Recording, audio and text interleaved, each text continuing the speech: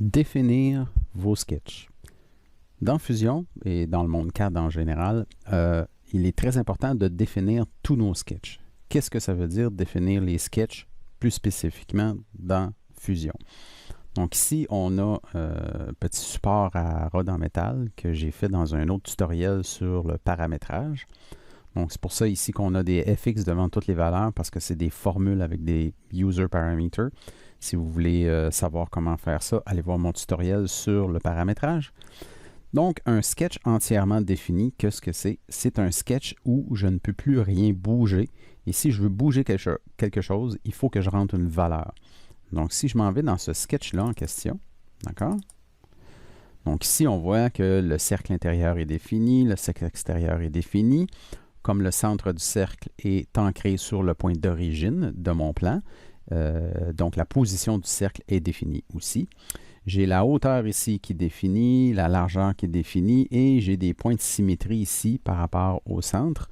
Donc on voit qu'il y a une symétrie qui se crée pour le côté droit et le côté gauche. Donc la largeur par rapport au centre est définie puisque c'est par rapport au centre ici.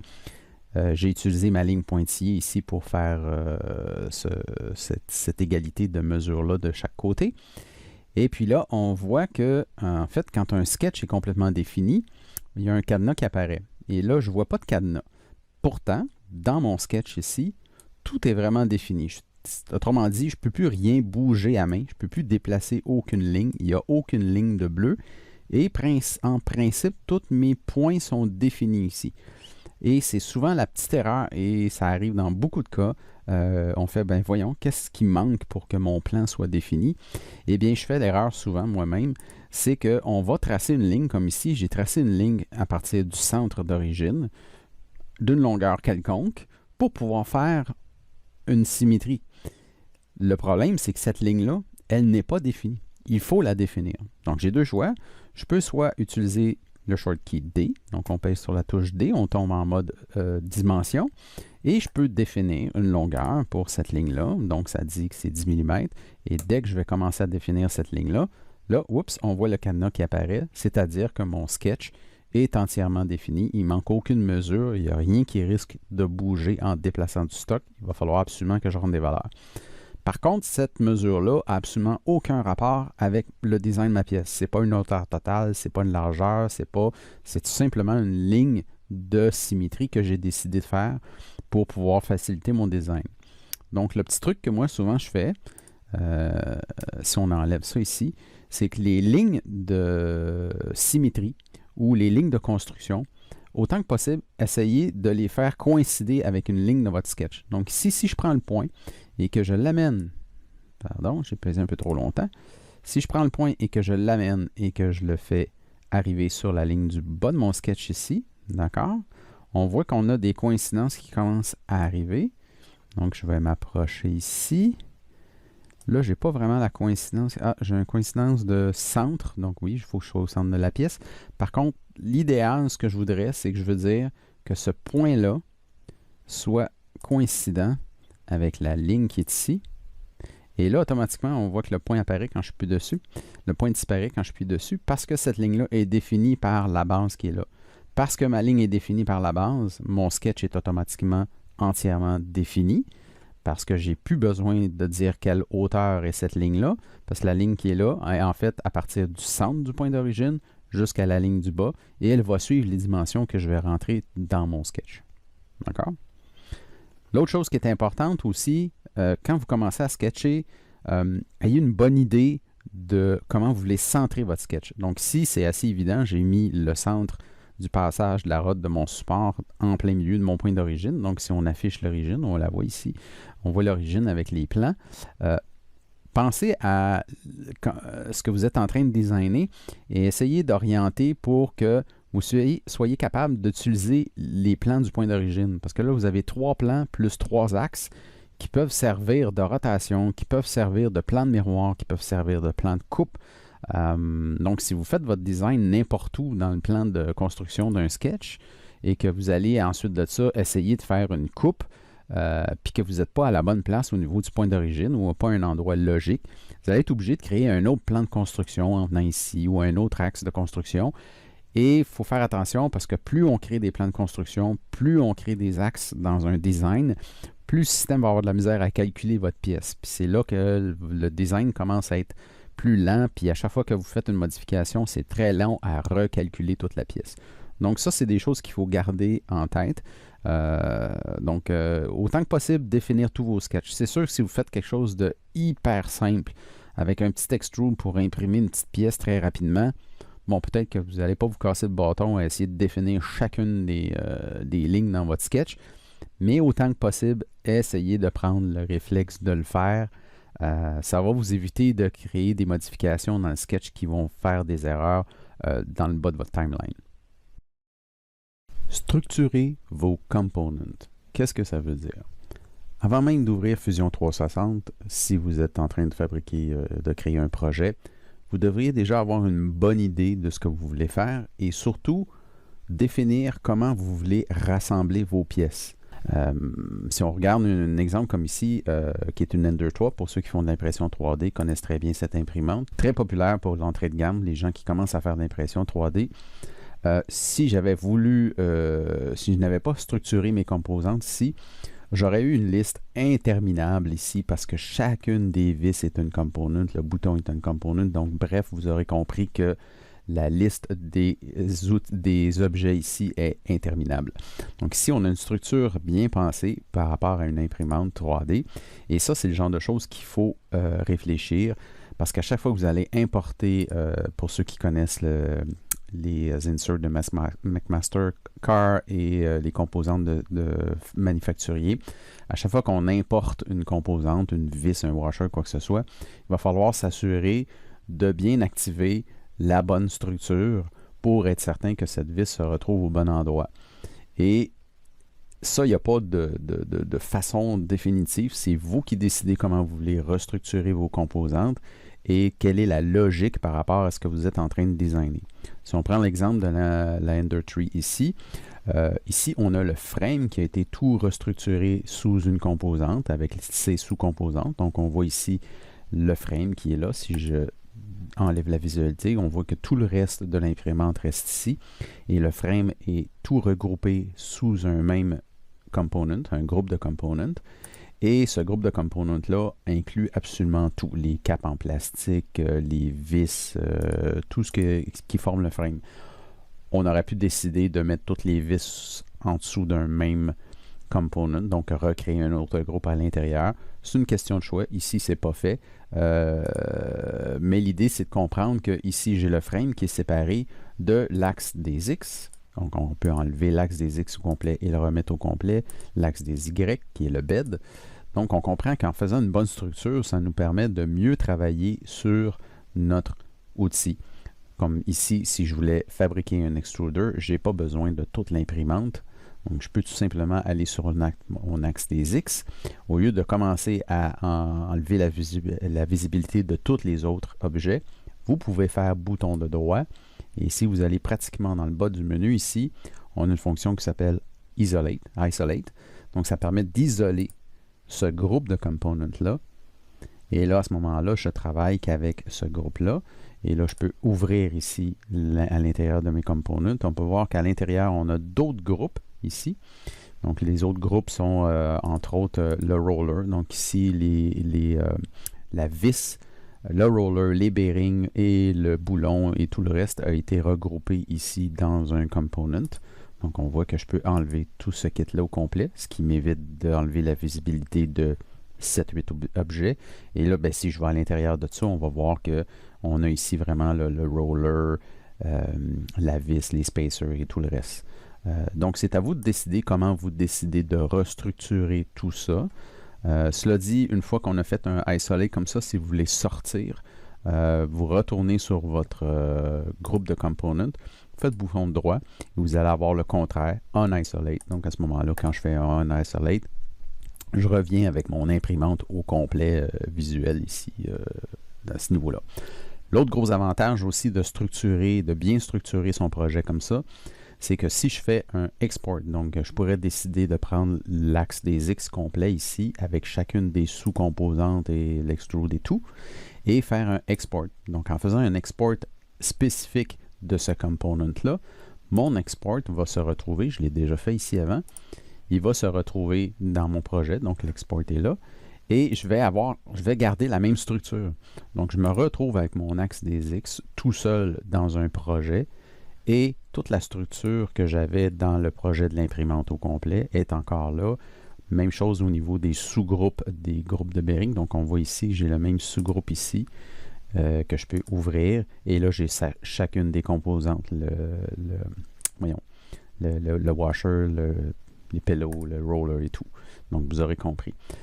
Petit détail aussi, si vous avez une vis déjà existante, donc ici, j'ai une vis qui existe dans mon design. Quand je clique sur la vis, on voit ici, il va souligner le groupe de components, fait qu'elle est quelque part à l'intérieur de ce groupe-là. Si je descends ici, elle est vraiment à l'intérieur ici. Dans le roller, elle est ici. Je vais juste enlever ça ici. Donc, c'est une M5 30. OK. Mettons que je voudrais copier cette vis-là à l'intérieur d'un autre groupe de composants. Le truc, c'est que vous allez faire copie ici. D'accord? Peu importe ce qui est activé au niveau de la copie, c'est pas grave. Donc, vous faites une copie ici, comme ça. Et là, c'est le paste qui est important. Donc, la vis qu'on a dans la mémoire tampon, dans le buffer, on veut aller la mettre dans un groupe spécifique. Donc, si je fais paste au premier niveau ici, elle va se retrouver à travers toutes les composantes. Mais pour une raison X, mettons qu'on voudrait la mettre dans le groupe de l'extruder. Si je clique le moteur ici, on va se rendre compte que l'extruder est rassemblé sous un même groupe de components. Je peux ouvrir ce groupe de components-là. Et là, il faut que je fasse bouton de droit sur ce groupe-là. Donc, je veux que la vis apparaisse au même niveau que ces components-là. Je vais prendre mon groupe de components qui est juste un step au-dessus. Et je vais faire mon paste ici. Et la vis va être ajoutée en dessous. Là, faites attention, il y a le paste et paste new rapidement pour les gens qui ne savent pas c'est quoi la différence. Le paste va créer une copie qui est un clone en fait. Et ce que ça fait, c'est que si jamais je décide d'aller modifier la vis originale, la vis que j'ai fait le paste va aussi être modifiée de la même façon. Donc, c'est toujours le même component qui est cloné. Et on reconnaît ces components-là. Je vais faire le paste ici. Et voilà. Et là, ma vis va apparaître ici en dessous. Quand on voit le 2.5 ici, là, 2 points avec un 5 après, ici 2 points avec un 2, 2 points avec un 1. Donc, on sait que ça ici, c'est un clone d'une pièce existante. Donc, si j'en modifie une de ces pièces-là, toutes les autres vont suivre. Par contre, si je fais paste new ici, et voilà, je vais le faire. On va aller voir notre composante. Là, ici, on voit qu'entre parenthèses, j'ai un 1. D'accord? Donc, le entre parenthèses 1 dit que c'est rendu une entité en tant que telle. Donc, cette vis-là, si je la modifie, ne modifiera pas les autres. Donc, petite parenthèse, ça, c'est la différence entre le paste et le paste new. Donc, vous réfléchissez si vous mettez une pièce qui est répétée plusieurs fois dans un design. Est-ce que quand vous allez modifier cette pièce-là, est-ce que vous voulez vraiment que toutes les autres suivent ou pas? Ça, c'est la raison pour laquelle on va utiliser soit le paste, soit le paste new. Donc, vous aurez compris le principe de structurer vos projets. C'est ce qui va faire que dans un exemple comme la Ender 3 ici, vous allez avoir des menus beaucoup plus faciles à opérer et vous ne serez pas en train de chercher vos composantes continuellement dans votre design en cliquant dessus. Puis là, c'est lui qui est... Là, à ce moment-là, quand je clique dessus, ben, je vois que c'est quelque part dans ce groupe-là, plutôt que de scroller une liste à pu finir. Et là, je l'ouvre et dans un autre sous-groupe ici, et je l'ouvre. Et c'est le hot end, donc je tombe exactement sur le hotbed, par exemple, le bed surface. Et là, je vois que c'est vraiment juste la surface. C'est vraiment juste ce qui recouvre la surface d'aluminium. Donc, c'est beaucoup plus facile à travailler si vous êtes structuré comme du monde. Nommez vos components, vos bodies, mais nommez aussi vos edits. Donc, plus vos designs seront compliqués, plus il sera difficile de vous y retrouver si vous ne nommez pas au minimum les choses importantes. Donc, d'emblée, ça devient très naturel de nommer les components. Donc, si je ferme tous mes components ici, ici, c'est juste une petite roulette pour enrouler des fils. Donc, j'ai deux rings, mon center, je l'ai appelé TPU ring parce qu'en impression 3D, j'imprimerai cette partie-là en TPU, qui est un matériel flexible. Sauf que ce qu'on oublie souvent, c'est de nommer à l'intérieur de nos designs, de nommer nos sketchs. Donc, au lieu d'avoir sketch 1, 2, 3, 4, 5, 6, nommer nos sketchs. L'avantage de nommer nos sketchs, c'est que si jamais je veux aller changer une mesure dans un sketch, d'accord? Et mettons que je vais y aller sur le ring ici. On va laisser faire le center. Je vais fermer ça. Je vais prendre le ring. Ça me sert à rien d'éditer le deuxième car c'est une copie, c'est un genre de clone, donc ça édite les deux automatiquement. Et si je m'en vais dans mon ring ici, mettons que je veux modifier une dimension dans ce ring-là, je peux aller sur le sketch et faire edit sketch puis modifier la mesure pour pouvoir modifier mon design. Par contre, ce que je peux faire est un peu sur le même principe que ceux qui ont vu les paramètres usagers. Quand on va ici dans la section Modify, on va dans Change Parameters, on a une liste absolument de tout ce qui est fait dans notre design. Et là, la puissance de nommer nos choses, elle est ici. Ici, mon component, donc ça représente mes différents modèles dans mon projet. J'ai un component qui s'appelle le TPU Ring, on le voit ici. Et là, quand j'ouvre ça, j'ai mes différentes fonctions que j'ai effectuées sur ce ring-là. Donc, si j'active le ring ici, on voit là, ça c'est toutes les actions qui composent ce ring-là. Et si je retourne dans Parameters, c'est toutes les actions. Long profile, l'épaisseur, c'est le extrude, des choses comme ça. Et là, si j'ai nommé mes sketchs, donc j'ai un sketch ici qui s'appelle Profile Ring, l'autre il s'appelle le Slot Side Cut, donc c'est le sketch que j'ai créé pour faire la coupe transversale. Donc si je m'en viens ici, mettons qu'on highlight nos sketchs, donc on voit ici c'est la coupe pour faire le trou qui est là, et l'autre sketch qui est là, c'est la coupe pour faire le trou sur le dessus. D'accord? Alors, si je m'en vais dans Parameters, sans être obligé de retourner dans mon sketch et éditer une grandeur, je peux aller ici, Top Slot Cut, ici, et je peux modifier des grandeurs. Par contre, il y a une chose que Fusion nous a compliqué un petit peu la vie. Je vais essayer de redimensionner, voyons, faire les dimensions pour qu'on voit tout ici. On peut nommer le sketch facilement. Ici, on aura compris qu'on fait tout simplement cliquer sur le sketch puis on le renomme. Par contre, ici, oui, dans les paramètres, ici, on peut nommer toutes les dimensions. Par contre, ce qui est vraiment chiant, c'est que pour connaître c'est quoi D35, encore, même si je l'highlight ici, j'ai aucune représentation dans mon environnement 3D qui me dit c'est quelle mesure. De mémoire, je peux me dire, ah ouais, 8 degrés, je me rappelle que c'est le degré de cette ouverture-là.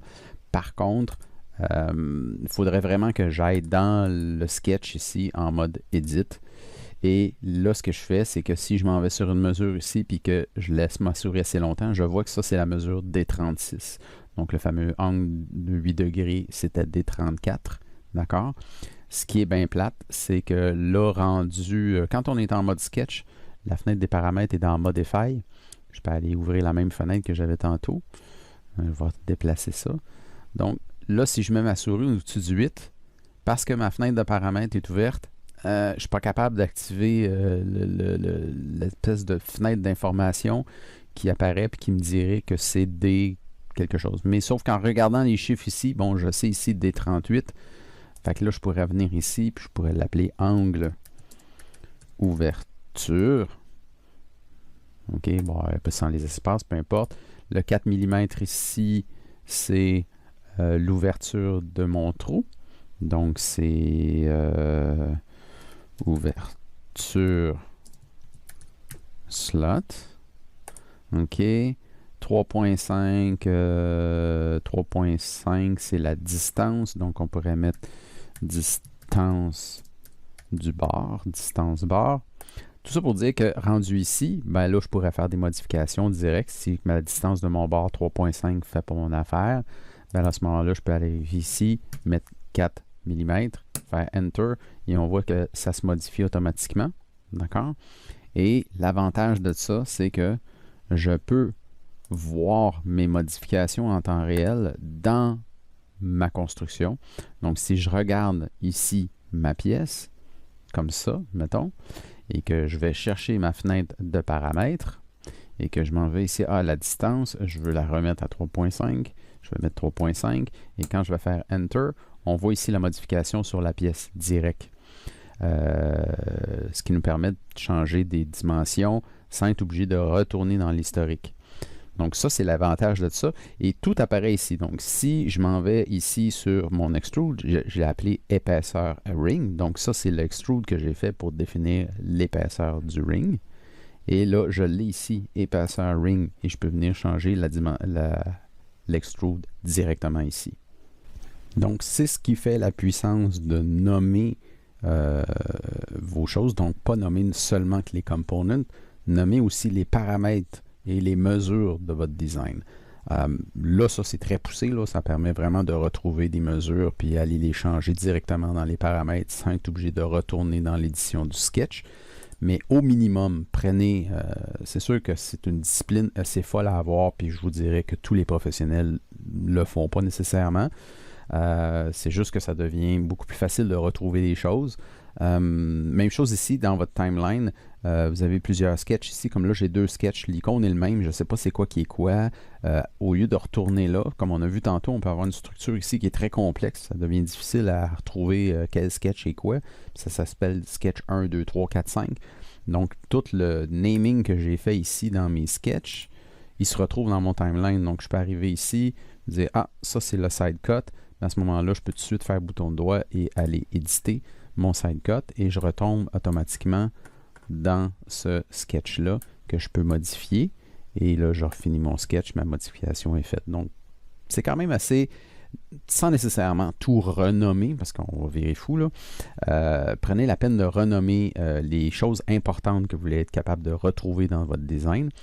Autre chose aussi, ici j'ai un groupe dans mon timeline, donc ce groupe-là c'est quoi? C'est un groupe où j'ai fait 2 extrudes et un filet. C'est ce qui compose tout le feature de une de mes slots ici. Donc il y a un filet, j'ai un extrude sur le dessus, j'ai un extrude sur le côté et j'ai fait des filets sur ce trou-là. Ce que j'ai fait, c'est que j'ai regroupé ces 3 éditions-là. Donc je les ai sélectionnées comme ça, fait bouton de doigt et j'ai créé un groupe. Okay. Ce groupe-là se retrouve dans un petit menu expandable dans mon timeline. Et ce groupe-là, je peux le nommer. Slot, là, je l'ai nommé ici, Slot Feature and Fillet. Si je fais bouton droit, je peux vraiment le nommer ici. Donc, ça me permet de dire comment ce groupe-là fonctionne. La raison pour laquelle j'ai fait un groupe, c'est qu'après ça, pour faire les autres trous, j'ai créé un pattern circulaire. Et dans mon pattern circulaire, j'ai choisi le groupe de ces 3 features-là pour créer le pattern. Donc, petite parenthèse ici. Effectivement, quand je choisis feature ici, donc si je veux créer un pattern autour de cet axe-là, je choisis des features et j'ai 3 features de sélectionner. Les 3 features en question, c'est les 3 qui sont là, mais comme je les ai pré-groupés, pour les sélectionner, j'ai tout simplement choisi le groupe. Donc, ça permet de faire des edits très rapides sans être obligé de sélectionner plusieurs features dans votre timeline en maintenant la touche contrôle pour en sélectionner plusieurs. Donc, si vous structurez vos groupes dans votre timeline, ça va vous permettre de faire des patterns comme ça. Donc, ça, c'est un exemple typique où j'ai créé un trou très complexe. Enfin, façon de parler, où il y a 2 cuts plus des filets. Et là, je voulais recréer ce trou-là en pattern. Ben, j'ai créé le pattern à partir d'un groupe de features. Donc là, je m'écarte un peu sur le naming. Donc, tout ça pour dire que c'est important de nommer vos choses, question de vous retrouver. Aussi, si vous décidez de partager ce design-là, ben, le fait de nommer les différentes édits et les composantes, ça va aider beaucoup. La petite chose qui est un peu plate au niveau de l'impression 3D, quand on veut exporter quelque chose pour l'impression 3D, là, je suis dans le menu Shortcut. Moi, j'ai mis le 3D dans mon menu de Shortcut ici. Comme ça, et que je choisis un component comme ça, puis que je fais OK, ça en va dans le body. Il s'appelle body 1. Fait que ça, c'est le bout que je trouve un peu plate au niveau de l'export de component. Quand on veut faire un print, il va se fier au nom de body.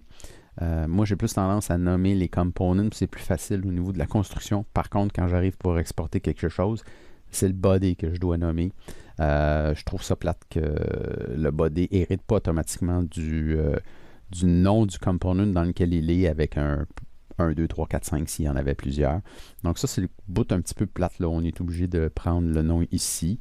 Je ferai un copy, puis j'irai le mettre ici et faire un paste. Là, à ce moment-là, ce nom-là va se retrouver automatiquement dans mon export vers le print pour pouvoir imprimer sur une imprimante 3D. Évitez de créer des sketchs inutiles.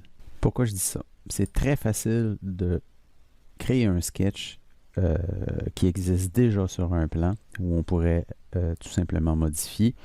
Et le problème, en fait, c'est pas un problème, c'est que plus vous créez de sketchs, plus Fusion a à passer à travers tous ces sketchs-là pour recréer votre pièce dans le cas où vous allez faire des modifications. Et aussi, plus il y a de sketchs, plus ça peut devenir lourd. Cela dit, plus le sketch est gros, plus aussi ça peut rendre le design lourd. Donc, il y a une chose qu'il faut juste comprendre au niveau du principe de Fusion 360. Quand je dis d'éviter de faire des sketchs multiples, en fait, la bonne pratique est de toujours se poser la question, est-ce que je peux modifier un feature existant plutôt que de commencer à créer d'autres nouveaux features? En fait, ce que je veux dire, on va y arriver, je vais isoler ici mon ring en TPU. OK. Pour une raison X, je voudrais fabriquer un trou ici en plein milieu. D'accord? Ce trou-là se trouverait à être en fait un trou tout simplement très simple. Donc, je vais enlever du matériel. Au lieu de faire l'erreur que beaucoup de monde fait, puis c'est pas juste les débutants, les professionnels aussi, on va avoir tendance à cliquer sur la surface et là, aller en mode sketch. Et là, je vais dire, ben, je vais faire un cercle ici, comme ça, je vais créer mon cercle. Je vais y donner une mesure, je vais l'ancrer, oups, comme ça. Je vais l'installer ici, je vais créer une mesure, je vais l'ancrer par rapport au centre, puis là, je ferai un pattern, puis je ferai un extrude. Ou mettons que c'est juste ce cercle-là, je ferai un extrude. Le problème de ça, c'est que je suis en train de créer un autre sketch et je suis en train de créer un autre extrude. À moins que je veuille absolument que ce feature-là soit séparé avec son propre sketch, idéalement, ce serait de tout simplement retourner. Là, je vais faire undo pour enlever le sketch en question. Et voilà, le sketch vient de disparaître ici. Idéalement, il faudrait que je retourne au plan de mon ring. Donc, si je regarde ici dans mon timeline, j'ai déjà un profil qui définit mon ring qui est exactement sur le même plan où je veux aller faire mon nouveau trou. Donc, je pourrais tout simplement ici aller faire un Edit et l'ajouter à ce niveau-ci, mon trou. Et là, je pourrais faire mon cercle ici, mettons, comme ça. Et là, je fais Enter. Et là, j'ai mon cercle qui existe déjà. Donc, si je remets la visibilité de mes sketchs ici, c'est juste le ring, on va enlever les autres. Donc, j'ai la visibilité de mon sketch ici. Et là, je pourrais faire un extrude. Encore une fois, le extrude va créer un autre feature. Je pourrais décider, encore là, c'est toujours la même histoire. C'est pour vous. Si vous voulez que ce feature-là soit vraiment séparé, c'est une chose. Par contre, ici, si j'observe dans mon design, j'ai déjà un extrude ici où j'ai choisi le ring au complet.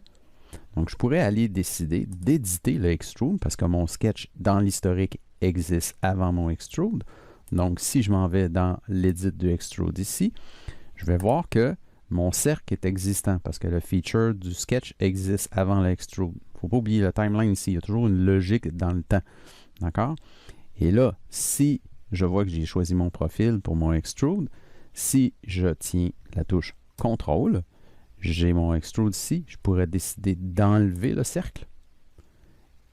Et là, si je fais Enter, automatiquement, dans mon extrude, je viens d'exclure la partie du cercle qui a été créée dans le sketch là. Il n'y a absolument rien qui a changé dans mon timeline, dans mon design. J'ai tout simplement ajouté un trou ici, mais tout se retrouve dans les mêmes features que j'ai modifiées. Donc, encore une fois, ce n'est pas la seule façon de fonctionner. J'aurais pu décider de faire vraiment un autre sketch et un autre extrude, mais il faut juste penser, parce que l'erreur de beaucoup de gens, mettons que je retourne ici à mon principal, comme ça, je suis comme ça, puis là je dis, ah, finalement, le V ici, j'en ai pas vraiment besoin, ni avec le filet. Puis là, ben, je fais deux gaffes, mettons, j'active pas le center spool, donc l'historique va se retrouver dans le main et pas spécifiquement dans le center spool. Et là, je pourrais être tenté facilement de dire, ah, non, je vais déliter ça, je délite ça, puis là, je me suis débarrassé de ça. Là, le problème, c'est que j'ai deux features de delete, mais j'ai deux features dans cet historique-là qui sont un peu inutiles parce que tout ce que j'aurais pu faire, si je fais un undo, je reviens en arrière jusqu'à mon filet, je vais aller dans mon center spool ici et je pourrais supprimer les features-là, mais en les laissant dans mon historique. Donc, ce qui fabrique mes V-slots ici, ce que j'appelle les V-slots, on a vu dans l'autre vidéo que je les ai nommés. Donc, ça, c'est le design de mon V-slot. Ça, c'est l'extrude de mon V-slot. Et ça, c'est le filet de mon V-slot. Donc, je pourrais choisir les trois ici et tout simplement faire, là, on ne le voit pas au menu, c'est un Suppress Feature, ce qui est le dernier en bas. Et automatiquement, ce feature-là vient de disparaître. Mais il est toujours disponible dans mon timeline. D'accord? Donc, si jamais plus tard dans mon design, je dis « Ah, finalement, c'était pas une mauvaise idée, je vais ramener mon V-slot comme ça, mais sans le filet. » À ce moment-là, je peux le ramener. Le filet, je peux faire un suppress sur lui uniquement.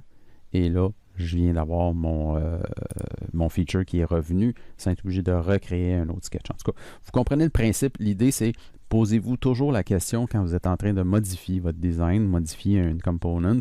Est-ce qu'il existe un feature dans votre timeline qui permettrait d'être tout simplement être modifié plutôt que de commencer à créer un paquet de features? Donc ça, c'est une bonne pratique à avoir. Ça permet d'avoir des timelines beaucoup plus simples, beaucoup plus faciles à se promener à travers, beaucoup plus facile, ça fait des designs beaucoup plus faciles à modifier aussi.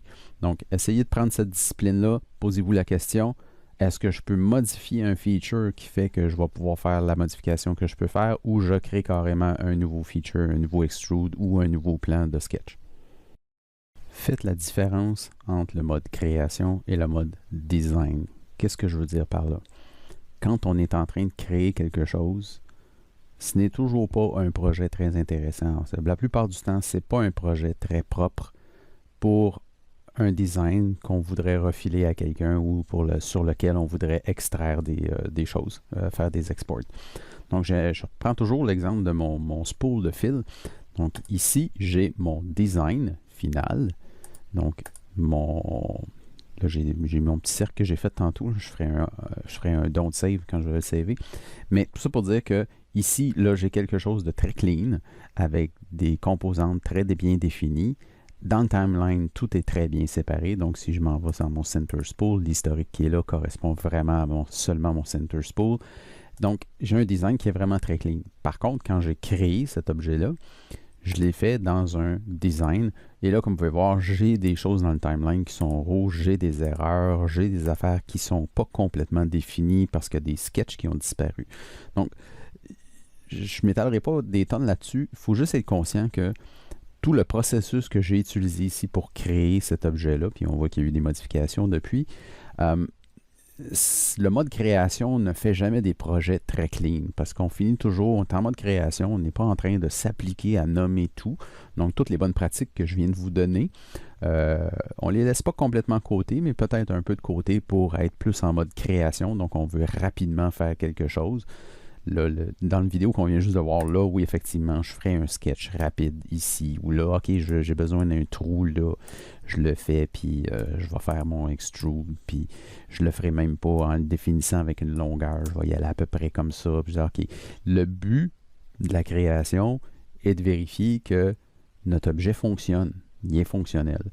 Une fois qu'on a fini notre création et qu'on sait où on s'enligne, il y a un paquet de features là-dedans qu'on a fait de façon inutile ou qu'on pourrait faire de façon beaucoup plus optimale.